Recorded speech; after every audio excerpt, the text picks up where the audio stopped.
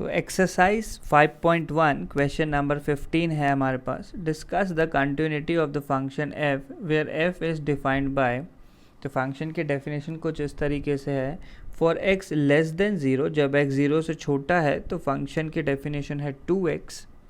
X जब 0 और 1 पे लाई करता है तो फंक्शन की डेफिनेशन 0 है, और ग्रेटर देन 1 पे 4x है।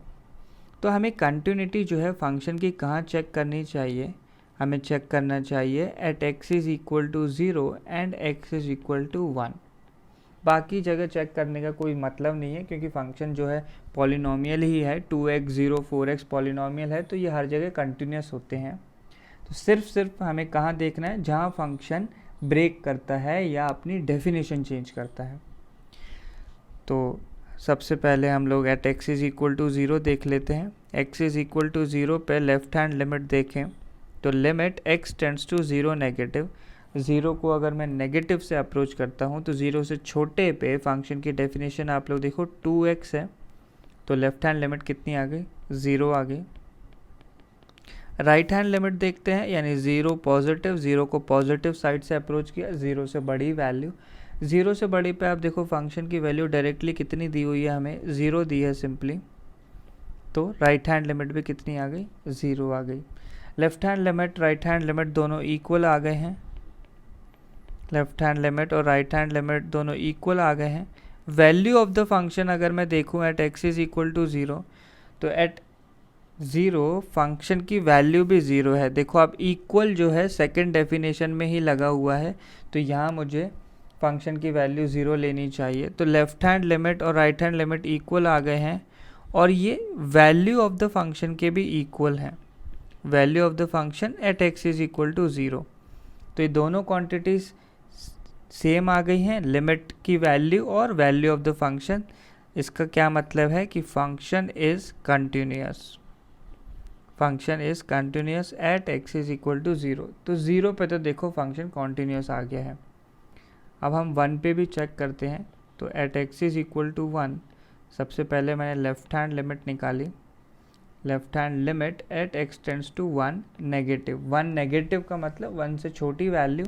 1 से छोटे पे अगर फंक्शन को आप लोग देखोगे तो वो डायरेक्टली 0 ही दिया हुआ है, तो लेफ्ट हैंड लिमिट 0 आ गई। राइट हैंड लिमिट निकालते हैं, तो limit x tends to 1 positive. 1 positive पे आप लोग देखो तो फंक्शन की डेफिनेशन कितनी है? 4x है। 1 से बड़े पे 4x है, इसमें x की वैल्यू 1 रखी तो 4 आ जाएगा। लेफ्ट हैंड लिमिट 0 आ गई, राइट हैंड लिमिट जो है 4 आ गई। इस तो मुझे value of the function check करने की ज़रूरत नहीं है, सिंपली लेफ्ट हैंड लिमिट और राइट हैंड लिमिट इक्वल नहीं आई है। इसका मतलब limit does not exist at x is equal to 1, और लिमिट एग्जिस्ट नहीं कर रही है, तो फंक्शन कैसा होगा? डिसकंटिन्यूअस होगा। Discontinuous at x is equal to 1। बाकी देखो 0 पे और 1 पे मैंने चेक कर लिया, बाकी हर जगह फंक्शन जो है कॉन्टीन्यूअस है।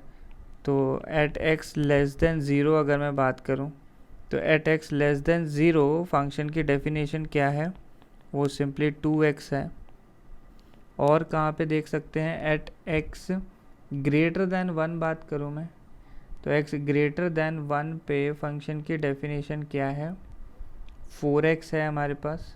एक तीसरा इंटरवल और रह गया है, मिडल वाला इंटरवल, जब x जो है 0 से 1 के बीच में लाई करता है तो फंक्शन की डेफिनेशन जो है 0 है। ये 3 डेफिनेशन है, इन तीनों को आप लोग ऑब्जर्व करो, तीनों की तीनों जो हैं पॉलिनोमियल फंक्शंस हैं। और पॉलिनोमियल फंक्शंस की क्या प्रॉपर्टी होती है हमारे पास? कि वो हर जगह कॉन्टीन्यूअस होते हैं।